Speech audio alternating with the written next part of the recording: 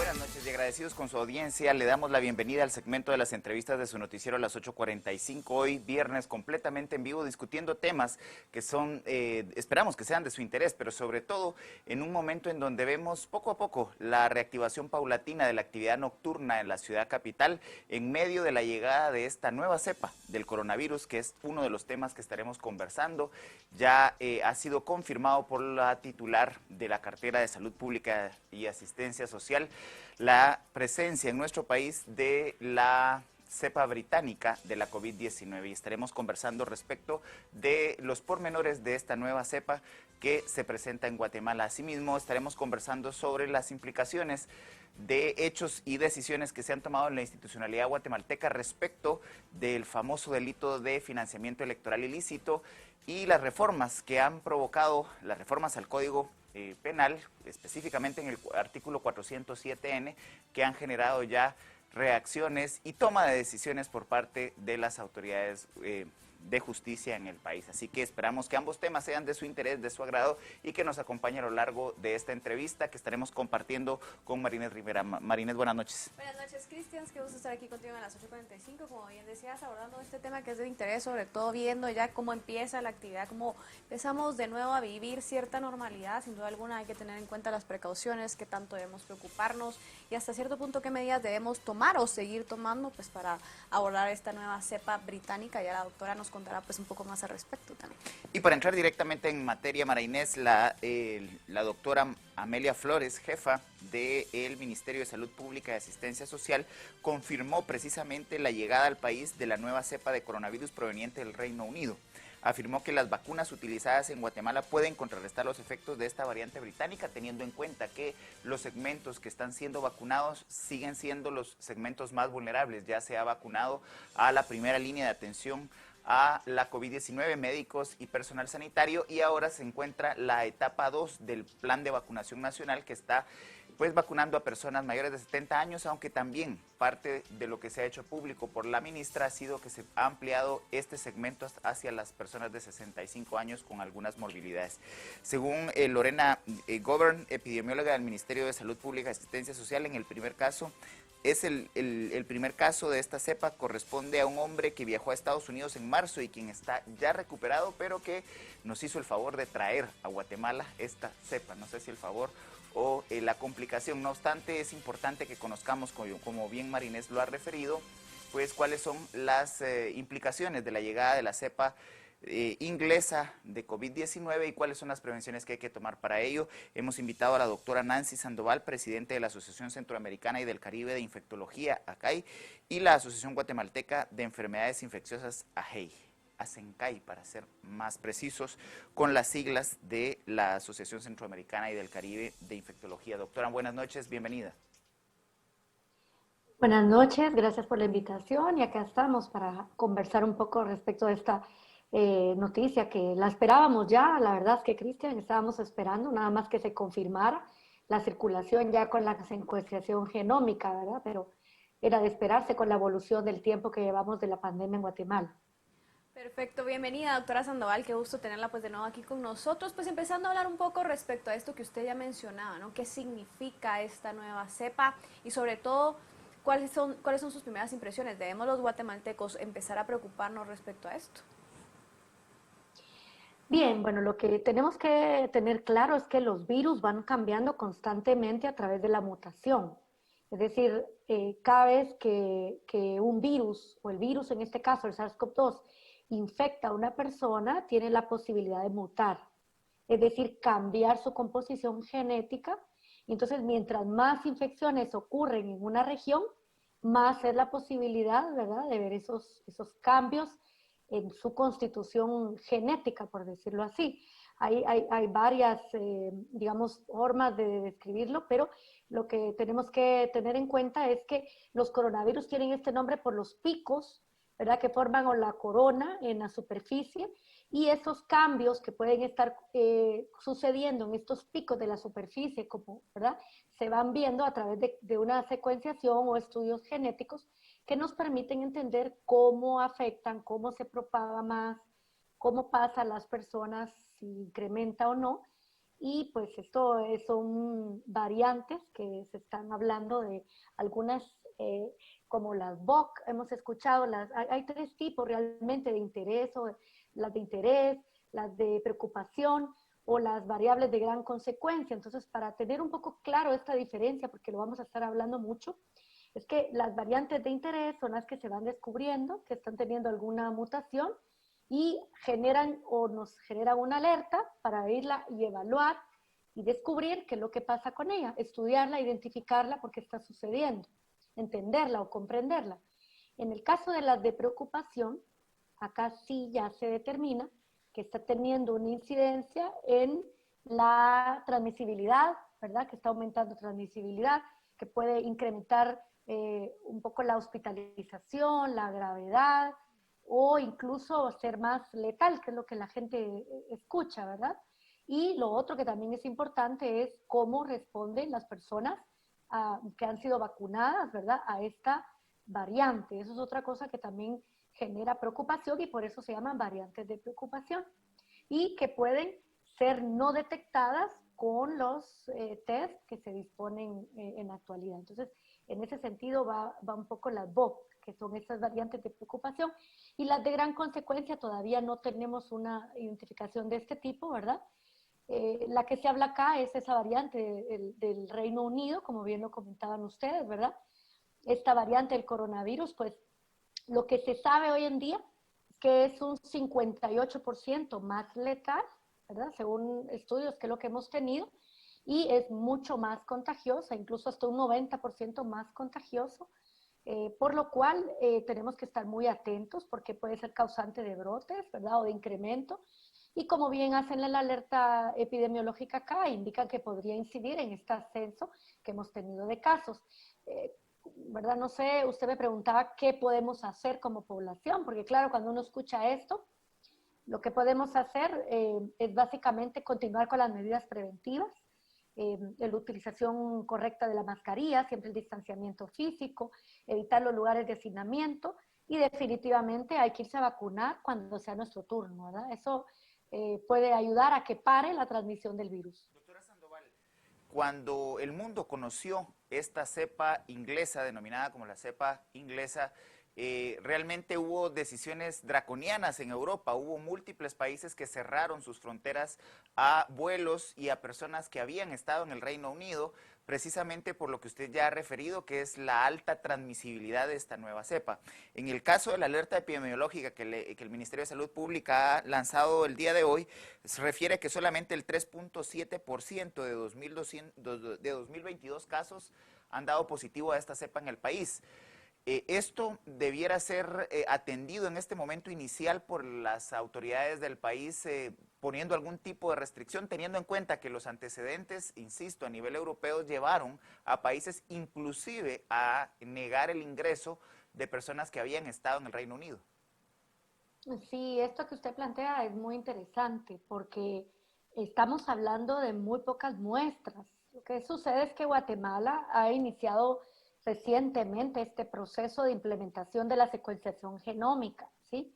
Con las colaboraciones que tiene de la red de vigilancia de otros virus como han sido chikungunya, Zika, ¿verdad? O dengue, que ya Guatemala participa en esta red, ha mandado muestras, pero todavía generalizar que porque solamente esta cepa no se ha encontrado, es solamente la que circula, eso no sería el planteamiento, porque es decir, nosotros tenemos muy poco muestreo, porque además, como clínicos, tampoco mandamos tantas muestras al laboratorio, y esa es una de las llamadas que me gusta mucho de la alerta epidemiológica, ¿verdad? Que hacen, porque hacen un llamado y unas directrices a la población y a la comunidad médica, ¿verdad? Y sobre todo los laboratorios para que envíen esas muestras para análisis. Entonces tenemos que buscar, el que no busca no encuentra, Cristian. Es decir, esto lo sabemos porque se ha hecho una secuenciación dirigida para ir a buscar. En este sentido, las directrices o los lineamientos que se tomen, yo quisiera pensar que se están tomando y se están considerando para darlas en breve.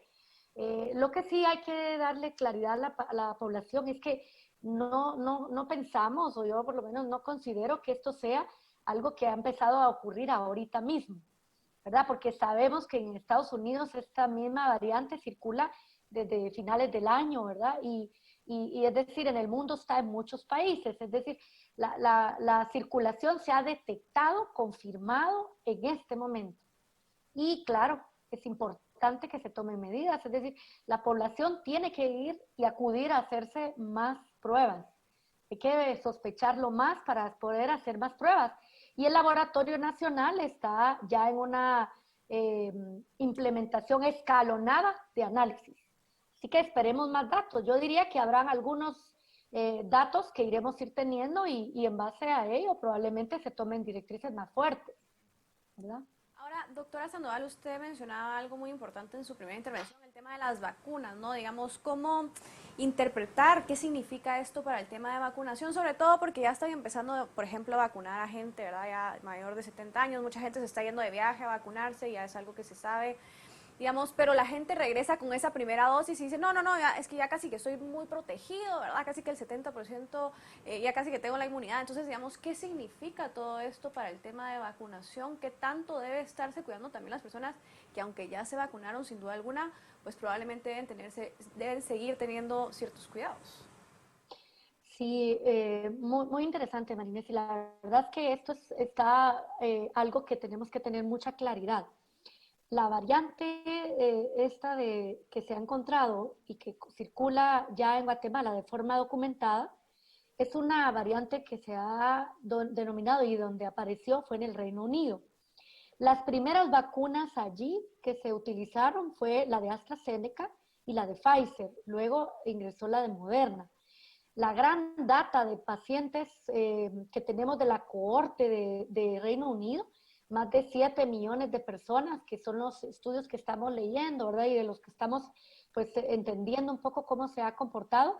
Esa gran cantidad de pacientes ha sido vacunada con estas vacunas. Y las eficacias de las vacunas, por ejemplo, en Guatemala hemos tenido dos tipos de vacuna.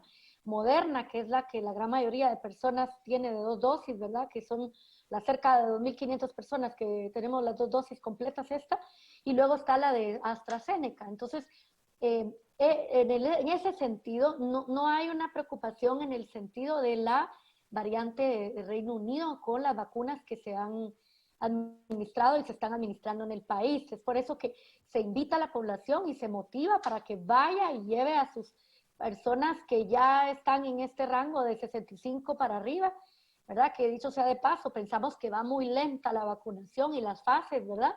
Pero que esperamos que en los próximos días esa escalada se llegue ya a una vacunación masiva.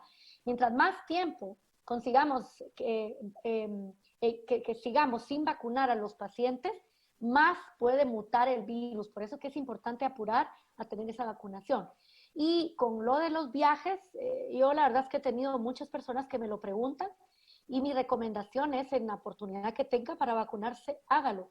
Pero tengamos mucho cuidado. Las personas que van a viajar tienen que extremar sus precauciones en el aeropuerto. No pueden, por ejemplo, viajar sin su mascarilla, sin distanciamiento, no pueden bajar las medidas en ese viaje. Es decir, el aeropuerto son sitios cerrados, el avión es un sitio donde puede haber, ¿verdad?, un incremento de riesgo, pero yo siempre les digo a las personas que me preguntan cómo minimizar ese riesgo, no se quite la mascarilla. Y me dice, pero entonces, ¿qué? No, ¿cómo? Pues mi recomendación es, si tiene que viajar y vaya, pues no se retire la mascarilla, aguántese cuando ya pueda hacerlo en un sitio ventilado, ¿verdad? Y la seguridad que da o las eficacias que dan las vacunas, los datos que tenemos de los ensayos son con 2 dosis, Marinés. No tenemos las eficacias de ninguna vacuna de 100% contra infección en general. Entonces la gente tiene que comprender que aunque esté vacunada, con las 2 dosis va a alcanzar entre un 70, 80% a 95% de protección, ¿sí? Contra enfermedad grave, hospitalización y muerte, si las vacunas que tenemos tienen un 100% o muy cercano a este 100% de protección. Pero eso no va a pasar hasta que la persona tenga las 2 dosis y hayan pasado 2 semanas después de esa segunda dosis. Entonces, entre la primera y la segunda, no se tiene ese porcentaje, así es que no podemos bajar las medidas preventivas. Doctora, Junto con la alerta epidemiológica, el Ministerio de Salud Pública hizo también énfasis en que el 67% de la capacidad de camas dedicadas a atender personas infectadas de COVID-19 estaba ya prácticamente cubierto. No obstante, de ese 67%, el 70% son pacientes graves y hay departamentos con pues una significativa sobrecarga de las camas de COVID-19. Estábamos hablando en Huehuetenango, está el 160% de ocupación. Esto sin la variante anglosajona, es decir, estos resultados de ocupación de camas es producto de la navegación de la tercera ola de Guatemala respecto de la COVID-19. ¿Cuáles considera usted que deberían ser las acciones anticipadas que Salud Pública debiera tomar, puesto que usted ha referido un dato preocupante, el 70%, es 70% más contagiosa esta cepa que las que ya han llegado al país? ¿Cuáles debieran ser entonces las precauciones que debe tomar el Ministerio de Salud Pública y Asistencia Social para evitar el colapso de los servicios de salud dedicados a atender COVID-19? Sí, Cristian, esta es entre un 50 y 58% más letal y tiene un 50% de incremento en la transmisión, ¿sí? Entonces, pero incluso ha habido casos en los que es hasta un 90% más contagioso. O sea, para fines de que me entienda la población, es mucho más transmisible o contagiosa esta variante y puede tener implicaciones más letales, es decir, de mayor gravedad en la persona que enferma. En ese sentido, yo pienso, ¿verdad?, que no ha sido ahorita que la han detectado, que empezó a circular. Lo que nosotros consideramos, ¿verdad? Y cuando lo analizamos es que probablemente esta variante ya circulaba antes y hasta ahora se ha logrado identificar con esta secuenciación de huella digital, por decirlo así, de huella de ADN, ¿ya? Entonces, hasta este momento se le ha logrado sacar ese estudio filogenético. Pero yo pienso que sí ha tenido que ver con esta alzada de casos. Hoy, por ejemplo, hay más de 1.300 casos con cerca de 8.000, 9.000 pruebas y así llevamos 8 semanas de incremento, lo cual podría coincidir con que esta cepa circule y haya sido causante, ¿verdad?, de ese incremento. No lo tenemos todavía datos que lo aseguren, pero sí podría haber una relación cercana. En ese sentido, la población, yo me encamino mucho a la población. No salgamos si no tiene que salir. Viene un fin de semana, si no necesita o no es prioridad o no es esencial, no salga, extreme sus medidas individuales y en las autoridades, la verdad es de que tienen que contratar más personal. Yo he estado viendo que ahora sí ya salieron pues noticias de que ya se trata de buscar más personal, tardíamente, pero ya lo vemos, hay que contratar más personal y hay que asegurar más camas de área crítica, sobre todo personal asistencial, personal no solo médico y paramédico, sino también necesitamos terapistas, ¿verdad? Personal paramédico que pueda asistir. Y esa preparación del sistema de salud que se viene dando, pero fortalecer a lo que ya está, digamos, no crear más sitios, sino fortalecer esos centros que están para que tengan más capacidad. Y respecto de los viajes y lo que es el transporte, tendrán que en breve darnos directrices porque algo se tiene que hacer. No, por ejemplo, poner una detección o una obligatoriedad de esa prueba al que ingresa hace mucho tiempo que ya no se hace de una forma tan consistente y tendrá que ser valorada, ¿verdad? En ese sentido. Y de otro lado, las medidas que puedan siempre minimizar la movilidad de las personas, esas sí han demostrado que pueden ayudar. Lo miramos en Costa Rica, tiene días que circulan unas placas, días que se minimiza la salida de los vehículos, es decir, hay que vigilar que realmente se cumplan las medidas y el aforo, que esto no está pasando, ¿verdad? Y el distanciamiento en otros sitios no se está cumpliendo. Ahora, doctora Sandoval, digamos de algo que usted mencionaba ahorita respecto a fortalecer pues, la capacidad del Ministerio de Salud, cómo evaluar también todo este tema de las pruebas, que es tan importante, sobre todo en esta situación que estamos viviendo. ¿Está haciendo el Ministerio de Salud suficientes pruebas? ¿Cómo evalúa también el plan de vacunación y lo que va avanzando en ese sentido?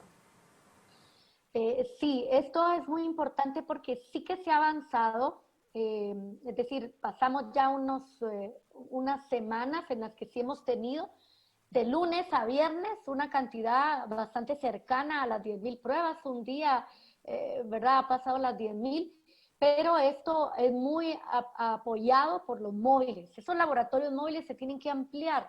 Esto es una buena estrategia y se tiene que ampliar en horario, porque muchas veces tienen un horario y dan números, entonces no se puede limitar a que la gente tenga que ir a hacer una gran fila o agarrar un número. Entendemos que no es fácil por el personal, pero hay que ampliar esos móviles, hay que ponerlos cerca de la gente, que la gente no tenga que dejar del trabajo e ir a perder toda la mañana para tener una prueba, ponérsela. En otros países se las hacen gratuita en la calle, en los semáforos, en los restaurantes, en los centros comerciales, en los supermercados. Esa facilidad tiene que verse acá, que la gente no encuentre engorroso, ni costoso, ni que le cueste plata o dinero a la gente para ir a hacerse esa prueba, ¿verdad? Esa facilidad. Y lo otro es que si se hace pruebas de antígeno y el contacto, el seguimiento de los contactos, ese rastreo, si los antígenos son negativos, hay que hacer PCR, debe hacérsele para que la persona, si es positiva, se aísle y se haga el control de los contactos. Por otro lado, también en el tema de la vacunación que usted me comentaba, esto es crítico. No podemos seguir vacunando en época convencional, no podemos seguir como con horario de oficina. Necesitamos agilizar, estamos en menos de 1.5% de población vacunada. Cuando miramos los rankings, ¿verdad? O miramos las clasificaciones de cómo van los países, Guatemala no supera ese 1.5 al día de hoy, ¿verdad? De porcentaje de población vacunada. Vemos países que están por arriba de ello, por ejemplo Chile, que ya está bastante más despegado, ¿verdad? Argentina ya va rozando ese 20%, no digamos Israel, Estados Unidos, ¿verdad? Esto es importante, necesitamos horarios extendidos, necesitamos fines de semana que la gente pueda vacunarse, pero no puede ir de 5 en 5 años, necesitamos avanzar las fases prontamente y las vacunas se tienen que colocar. La mejor vacuna es la que se coloca y no la que se almacena y que se tiene ahí guardada, ¿verdad? Esto hay que avanzar las fases. Tenemos Doctora, que vacunar. uno de los temas que presuntamente la gente cree que al vacunarse tiene una inmunidad inmediata. Más o menos, ¿cuál es el periodo en el cual la primera dosis empieza a generar los anticuerpos para contrarrestar el tema del COVID-19? Y más o menos la evidencia científica disponible en este momento respecto de cuánto tiempo dura la inmunización después de que se ha tenido el esquema de vacunas completo. Sí, muy bien. Depende de cada vacuna, pero me voy a centrar en la vacuna que están colocando acá. Estas que son de vector viral, generalmente empieza a formarse los anticuerpos, ¿verdad? En la primera semana, pero es hasta el día 13 cuando se ha encontrado como un pico que se empieza a elevar los anticuerpos neutralizantes, que es así como se les llama. Pero además hay una memoria de las células T, que así le llamamos, que también contribuye. Y esa no se genera antes de los 13 días, ¿verdad? Eso hablando de las de vector viral.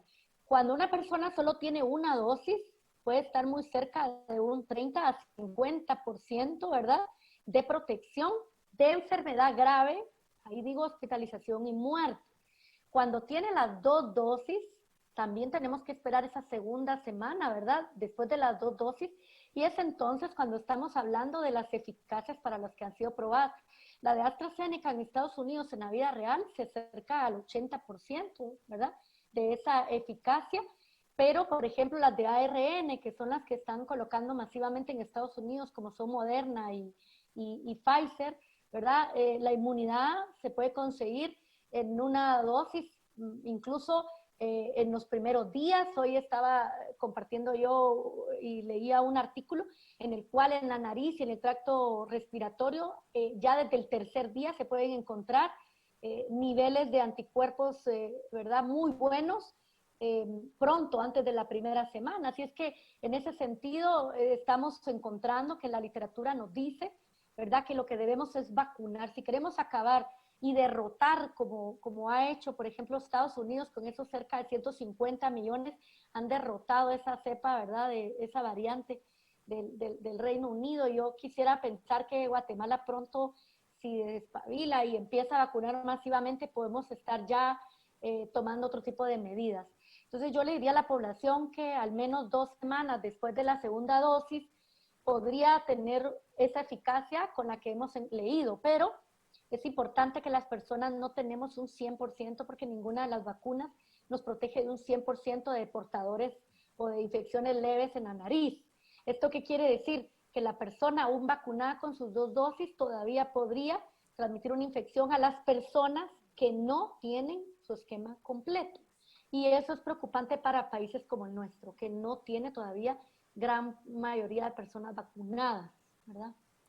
Doctora Sandoval, digamos, en el tema de vacunación y tal vez aprovechando su expertise, digamos, cómo agilizar este ritmo realmente, porque de verdad es necesario empezar con esa vacunación masiva, digamos, qué se puede hacer, cómo evalúa usted también, cómo hacer de este proceso menos burocrático y realmente lograr obtener todas esas vacunas que necesitamos. Miren, la verdad es que yo puedo decir que entiendo y conozco muchas de las personas que están trabajando arduamente en los centros de vacunación, porque están desplegados, están volcados y están intensamente trabajando en la pandemia.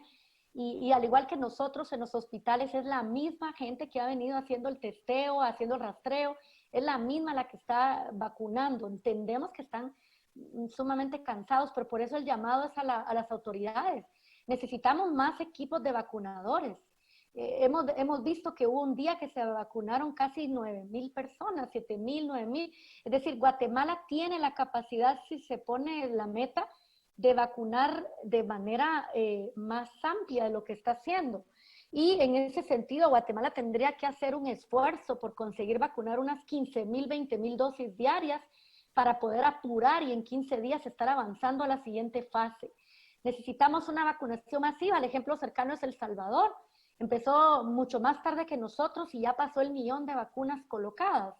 Entonces, yo la verdad es que quiero reconocer a los vacunadores que sostienen el sistema y esos son los vacunadores del primer nivel de atención muchas veces y el sistema digamos, el equipo no asistencial del ministerio. Entonces, este equipo es esforzado, hay que potenciarlo, hay que inyectarle más personal, buscar voluntarios. Necesitamos actores acá que estén en el tema de salud articulado, siempre con la rectoría del ministerio, que la verdad no pareciera que esté dando ese nivel que esperamos en tiempo de pandemia. Así que necesitamos horas extendidas, fin de semana, época pandemia. Necesitamos estar todos volcados en la vacunación.